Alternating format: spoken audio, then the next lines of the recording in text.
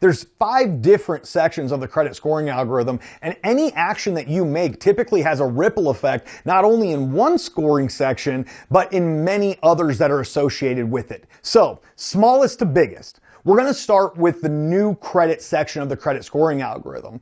And that really refers to the number of inquiries that you have, or are you seeking out new credit, and the number of accounts that are new compared to seasoned accounts. The second section of the credit scoring algorithm that also makes up 10% is proper mix of credit.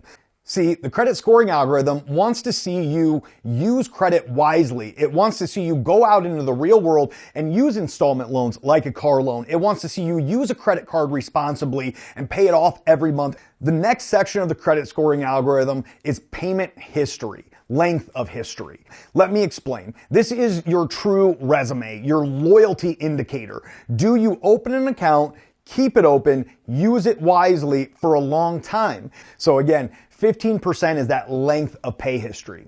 Now we get into the big guys. 30% of your credit scoring algorithm is made up of credit usage. And honestly, I call this the credit card section. In a perfect world, I want you to keep those balances below 30% of the balance to limit ratio. And if I was in heaven and maximizing your credit score for you, I would always maintain a 5 to 10% balance to limit ratio on those cards.